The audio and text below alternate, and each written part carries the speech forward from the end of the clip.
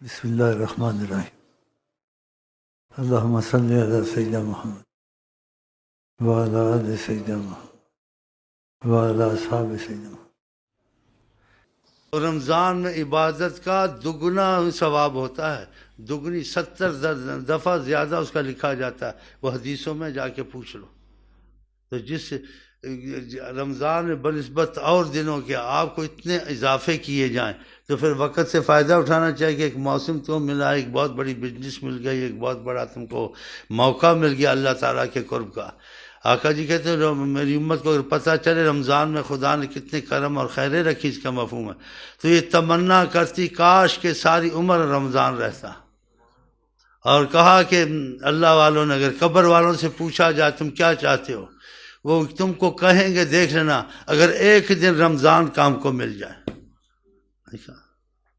یہ قسمت کی باتیں ہیں۔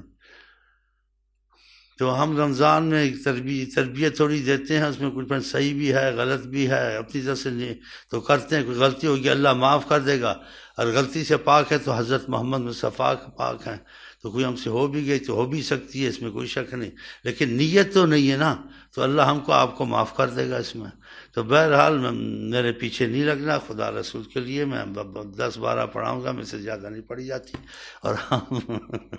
تو کچھ کریں، ہمت رات کو 20 پوری کریں، میرا یہ آپ سے مشورہ ہے، اور 20 کے بعد ہمیشہ نفلوں میں کوشش کریں، یہ نفلیں آپ کو خدا کے قریب کریں گی، یہ نفلیں آپ کو آقا سے تعلق پیدا کریں گی۔ ایک صحابی نے کہا میں آپ کا ساتھ چاہتا ہوں یا رسول اللہ، کہا انی علی کثرت السجود، تم نفل بہت پڑھو خدا تمہارا یہ مسئلہ آسان کر دے گا کہ تم میرے ساتھ رہو گے۔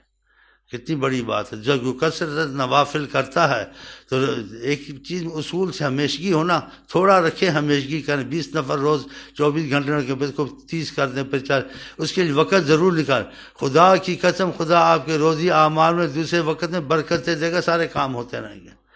لیکن جب انسان کو وسوسہ شیطان رہتا ہے اور بھی کام کرنی ہے، نفل نہیں پڑھنی ہے، ایسا وقت نہیں ہے، اللہ وقت میں وسعت برکت دے گا، اس کی بھی تو کوئی کرامت ہوتی نا، تو اللہ وقت میں وسعت برکت دے گا۔ پھر رمضان میں کچھ عبادت میں اضافہ کیا کریں۔